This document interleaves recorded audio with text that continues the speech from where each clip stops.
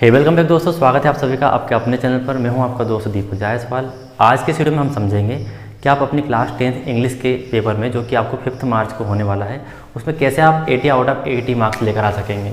जिसके लिए आपको अपने ब्लूप्रिंट का अध्ययन होना बहुत ज़रूरी है, और साथ में यह भी ज़रूरी है कि आप अपना अध्ययन कैसे करेंगे, आप कैसी स्ट्रेटेजी फॉलो करेंगे। यदि आपने सही रणनीति अपनी परीक्षा की नहीं बनाई है तो आप पढ़ तो बहुत सारा लेंगे, लेकिन आपको नंबर कम आएंगे। लेकिन यदि आपको पता रहेगा कि आपका पेपर जो है किस किस सेक्शन में आना है, कौन सा सेक्शन कितने वेटेज रखता है, कितने नंबर उसमें आने वाले हैं, तब आप अच्छे नंबर प्राप्त कर सकते हैं। ऐसा मेरा मानना है। आपकी क्या ओपिनियन है, आप मुझे कमेंट बॉक्स में ज़रूर बताइएगा। यहाँ पर आप देख सकते हैं कि मैंने आपका पेपर जैसा आएगा, जैसे कि आपने प्री बोर्ड एग्जाम का पेपर दिया होगा, तो आपका paper section A, section B, section C और सेक्शन डी में आएगा। जैसा कि मैंने आपको यहाँ पर लिख दिया है। मैं हर एक सेक्शन को आपको एक्सप्लेन करने वाला हूँ कि कौन से सेक्शन में कितने मार्क्स आपको आ सकते हैं। यहाँ पर सेक्शन डी आपका दिया हुआ है। मैंने इसको इसलिए यहाँ पर अच्छे से एक्सप्लेन करके बताया है क्योंकि आप समझ जाएँ कि यह 44 मार्क्स का वेटेज रखता है। एक के बाद एक स्टार्ट करूँगा, आप शुरू से लेकर एंड तक इस वीडियो को देखिएगा। उसके बाद आप समझ जाएँ कि आपको किस सेक्शन की अच्छे से तैयारी करनी है। यानी आप इस सेक्शन को छोड़ देंगे तो आपको कितना नुकसान होगा, यह भी आपको इसमें पता चल जाएगा। तो बहुत ज़रूरी ये वीडियो आपके लिए बहुत इंपॉर्टेंट होने वाला है। बाकी आपकी क्वेश्चन बैंक जो 10th की है वो बहुत ही इंपॉर्टेंट है। उसमें सारे important question answer, unseen passage, note making summary, picture guided composition, इसके बाद में से fill in the blank, do as directed, यह सब भी दिए हुए हैं। तो यहाँ आप देखिए मेरे साथ में, आपका ये सेक्शन ए है। सेक्शन ए जो कि आपका रीडिंग सेक्शन होता है। रीडिंग सेक्शन का मतलब ये होता है कि आपको पढ़कर जो है आंसर लिखने होते हैं। पहले से इसमें आपको तैयारी करनी नहीं होती है। आपको एक अनसीन पैसेज दिया रहेगा। अनसीन पैसेज का मतलब जिस पैसेज को आपने कभी पढ़ा ना हो। उसमें 5 आपके क्वेश्चन रहेंगे, मल्टीपल चॉइस क्वेश्चन, यानी वस्तुनिष्ठ प्रश्न के अनुसार आपको ऑब्जेक्टिव टाइप जो रहते हैं वैसे ही। आपको 4 में से एक लिखना है कि आपका ए सही है, बी सही है या डी सही है। जो भी आपका ऑप्शन रहेगा वो आपको आंसर कॉपी में लिख देना है। ऐसे आपको 2 पैसेज आएंगे। तो 2 पैसेज, हर एक पैसेज आपका 5 मार्क्स का होगा। तो टोटल आपके कितने नंबर हो गए? 10 नंबर हो गए। मतलब 10 नंबर में से यदि आपने कभी कुछ पढ़ा भी नहीं हो तब भी आप 7 से 8 नंबर ला सकते हैं। ये आपके नंबर बहुत इंपॉर्टेंट रखते हैं यहाँ पर। सेक्शन बी आएगा इसके बाद में आपके पेपर में। यदि आप देखेंगे तो आपको सेक्शन बी देखने को मिलेगा। सेक्शन बी किसका होता है? राइटिंग का होता है। मतलब आपको अपनी लेखन कला कितनी अच्छी है ये बताना होता है। आप लिखने में कितने माहिर है, आपकी स्पेलिंग कितनी आप गलतियाँ करते हैं, करेक्शन वगैरह जो भी है वो आप देख लीजिएगा। लेकिन आप जितना बेहतर लिखेंगे उतने मार्क्स है। तो जो आप लिखेंगे ना, आपने अभी तक जितना भी ज्ञान प्राप्त किया लिखने का, उसके यहाँ पर 16 मार्क्स है, 16 नंबर है। यहाँ पर आपके 10 मार्क्स हैं, यहाँ पर आपके 16 मार्क्स है। अब 16 मार्क्स कैसे हो गए? आपको एक नोट मेकिंग पूछा जाएगा जिसके नंबर कितने हैं? 4 नंबर है। और कितने प्रश्न पूछे जाएंगे नोट मेकिंग के? सिर्फ एक प्रश्न पूछा जाएगा, जिसमें से आपके नोट मेकिंग जो है यह रहेगी 3 मार्क्स की। और आपका टाइटल यदि आप फाइंड आउट करके लिखते हैं कि किसके ऊपर यह बेस्ड है नोट मेकिंग, तो उसके 1 नंबर रहेंगे। वैसे ही आपके 4 नंबर रहेंगे। यहाँ उसके बाद आपसे पूछा जाएगा एप्लीकेशन या लेटर। एप्लीकेशन के अथवा में ही आपका लेटर रहेगा, जो कि 1 पूछा जाएगा। और उसके नंबर कितने रहेंगे? 4 मार्क्स। यानी ये आपके 8 नंबर अभी तक हमने कंप्लीट कर लिए 16 में से। इसके बाद आपसे पूछा जाएगा लॉन्ग कंपोजिशन, यानी रचनाएं, बड़ी से बड़ी रचनाएं और छोटी छोटी रचनाएं होती है। तो लॉन्ग कंपोजिशन मतलब लंबा कंपोजिशन। तो लंबे कंपोजिशन में क्या आता है? आपका ऐसे निबंध आता है, आर्टिकल आता है और पैराग्राफ राइटिंग आता है। तो ये जो आपका पैराग्राफ राइटिंग और जो आर्टिकल राइटिंग है, यह एक ही चीज़ है, दोनों कोई अलग नहीं है।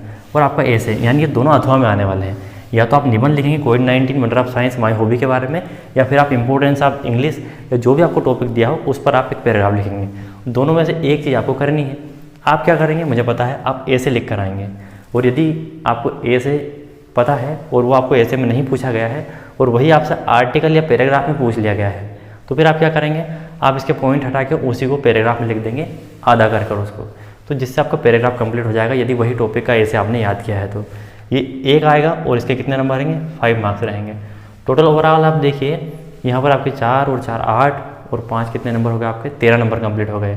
3 नंबर और बचे। तो यहाँ पर आप देखिए एक पिक्चर गाइडेड कंपोजिशन आपसे पूछा जाएगा, यानी एक पिक्चर या एक इमेज दे दी जाएगी और उसको देखकर आपको यह पता लगाना है कि इससे क्या स्टोरी क्रिएट हो रही है, या फिर हमें क्या मोरल इसमें मिल रहे हैं, क्या हमें मैसेज जा रहा है।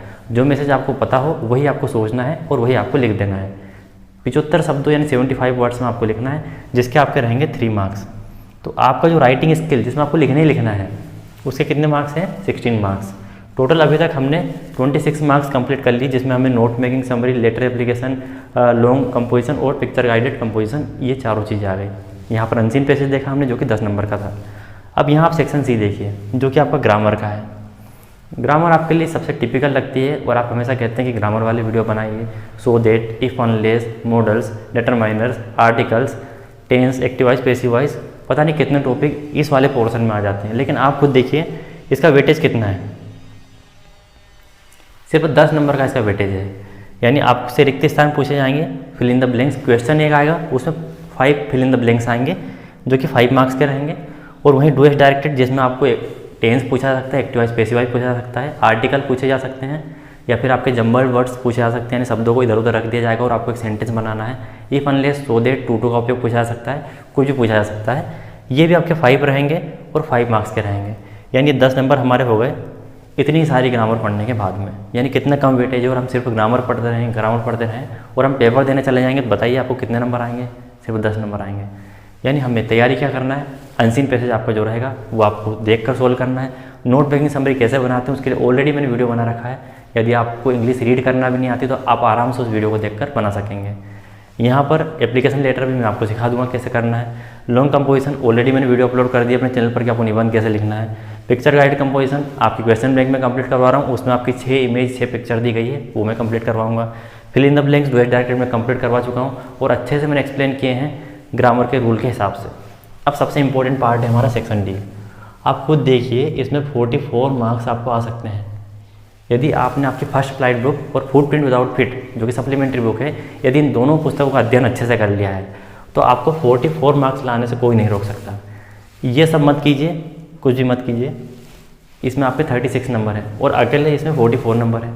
इसमें देखिए यदि आपने अपने लेसन्स को यानी पार्ट को अच्छे से पढ़ा है तो आपसे ऑब्जेक्टिव टाइप पार्ट में से और पोएम में से कुछ ऑब्जेक्टिव टाइप के क्वेश्चन पूछे जाएंगे जो कि फर्स्ट फ्लाइट बुक में से रहेंगे, दूसरी वाली बुक में से नहीं रहेंगे। और पूछे कितने जाने हैं आपसे? 6 MCQ पूछे जाने हैं, 6 ऑब्जेक्टिव टाइप के क्वेश्चन और सबके एक नंबर रहेंगे तो 6 नंबर आ गए आपको यहाँ से। सेक्शन डी में जो आपका अगला क्वेश्चन पूछा जाना है वह रहेगा आपका एक्सट्रैक्ट। एक्सट्रैक्ट का मतलब होता है अंश, अंश या भाग। तो कैसा भाग? आपने जब फर्स्ट फ्लाइट बुक आपकी पढ़ी होगी तो उसमें आपने एक पार्ट पढ़ा स्टार्टिंग में, लेटर टू गॉड। वो आपका पार्ट है जिसमें कुछ कहानी दी हुई है, आपने इंटरेस्ट से उसको पढ़ी, आपको समझ भी लगा, तो वह सब आपका क्या है? प्रोज है, गद्य है, पार्ट है, कहानी है।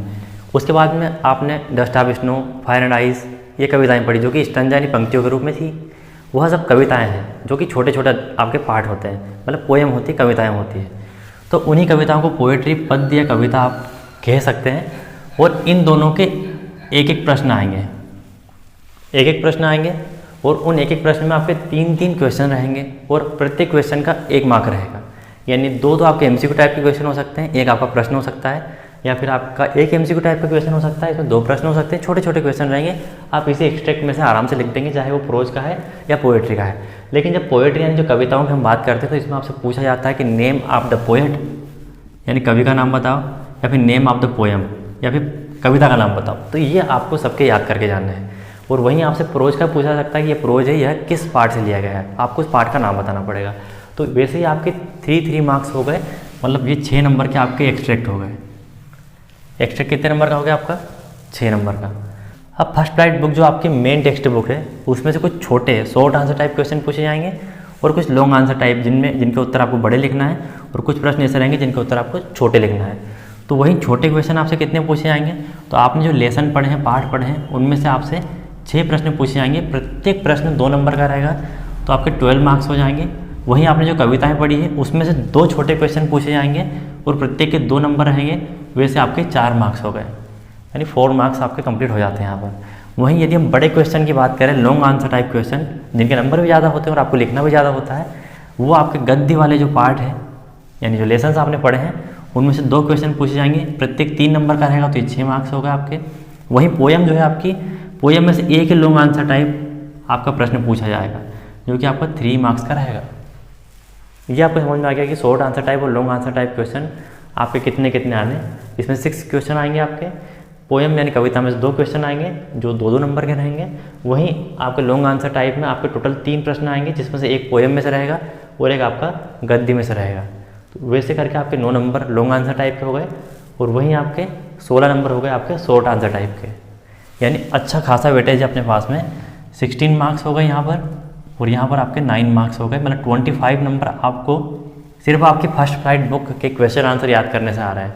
और यही नंबर यानी फर्स्ट राइट बुक आपने अच्छे से पढ़ी है तो 25 नंबर यहाँ से आपको आ रहे हैं, 6 मार्क्स ये और 6 मार्क्स ये, 12 नंबर आप इसमें ऐड कर देंगे तो आपके टोटल नंबर हो जाते हैं 37 नंबर आपके टोटल हो जाते हैं सिर्फ आपकी फर्स्ट राइट बुक पढ़ने से।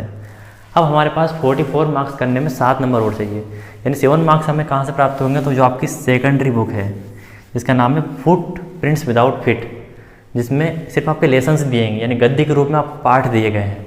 आपको इस बार 5 ही पाठ का अध्ययन करना था, उसमें से आपसे छोटे जो क्वेश्चन पूछे जाएंगे, शॉर्ट आंसर टाइप क्वेश्चन, वह 2 पूछे जाएंगे और प्रत्येक 2 मार्क्स का होगा, तो ये आपके हो जाएंगे यहाँ पर 4 मार्क्स। वही लॉन्ग आंसर टाइप क्वेश्चन की यदि मैं बात करूँ, यानी जो बड़े प्रश्न जिनका उत्तर आपको लिखना है, वह एक ही पूछा जाएगा और वह रहेगा आपका 3 मार्क्स का। तो ये हो गए आपके 37 और 7 44 मार्क्स। इस तरीके से आप अपनी टेक्स्ट बुक और सप्लीमेंट्री बुक से कवर कर सकते हैं। आपने समझा ना कि कौन से सेक्शन में कितने मार्क्स हम ला सकते हैं। और सबसे बड़ा सेक्शन है हमारा सेक्शन डी, जिसमें हम 44 मार्क्स तक गेन कर सकते हैं बिना इसके पढ़े। और यदि हम इसका अध्ययन कर लेंगे, इनमें से जो हमसे अच्छा बन रहा है, जैसे कि हम राइटिंग स्किल पर काम कर सकते हैं, note making, application, letter composition. Application भी आपकी सरल रहेगी, सीख लीव की, बुक बैंक की या फिर रिसिप की। लेटर आपको फॉर्मल इनफॉर्मल लेटर पूछे जा सकते हैं, आपको इनफॉर्मल लेटर पूछने की संभावना ज़्यादा है, अपने भाई को पत्र लिखना, दोस्त को पत्र लिखना, ये सभी। सेक्शन सी आपको मैंने कंप्लीट करवा दिया ग्रामर के साथ में, और भी मैं आपको प्रैक्टिसेस करवाऊंगा जिससे कि आप अच्छे से इनका अध्ययन कर पाएंगे। सेक्शन ए आपका तो फ्री का ही नंबर मिल रहा है 10 नंबर, तो जा क्या रहा है हमारा 36 नंबर यदि आ रहे हैं इसमें से, तो हम इसमें से कोशिश करेंगे हमें 30 मार्क्स तो आए, और इसमें से हम कोशिश करें कि हमें लगभग 42 मार्क्स आ जाए। हम अच्छे से लिखेंगे, स्पेलिंग की मिस्टेक नहीं करेंगे, अच्छे से हमने अध्ययन किया है, तो ये नंबर हमारे कहीं नहीं जाने हैं।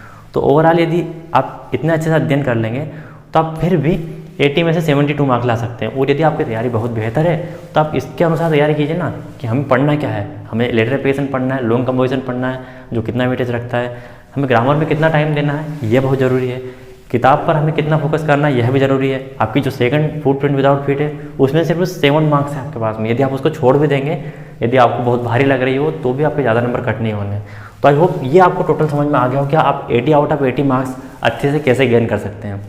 जो भी सेक्शन आपका ज़्यादा नंबर का है उसकी तैयारी अच्छे से करें, जो कम नंबर का है उसकी थोड़ी कम अच्छे से भी करेंगे तो चलेगा, क्योंकि हमें पता है कि उसका नंबर कम है। तो फ्रेंड्स, इस वीडियो को आज यहीं एंड करते हैं। आप सभी समझ गए होंगे कि आपको तैयारी कैसे करना है, और आप 10th की जो क्वेश्चन बैंक है उसकी प्लेलिस्ट हमारे चैनल पर बनी हुई है, वो जाकर आप जरूर देख लीजिएगा। आपके लिए वीडियो काफ़ी हेल्पफुल रहेंगे। और इसके बाद जो भी मैं आपको फिल इन द ब्लैंक से एडवाइस डायरेक्ट करवाऊंगा, सारे वीडियोज़ आपको मिल जाएंगे प्लेलिस्ट में। तब चैनल पर बने रहिएगा। आपको कोई सवाल हो तो इंस्टाग्राम आईडी पर आप मुझसे कॉन्टैक्ट कर सकते हो, टेलीग्राम चैनल की लिंक डिस्क्रिप्शन में, जहाँ पर आपको हर वीडियो की अपडेट्स मिलती रहेगी।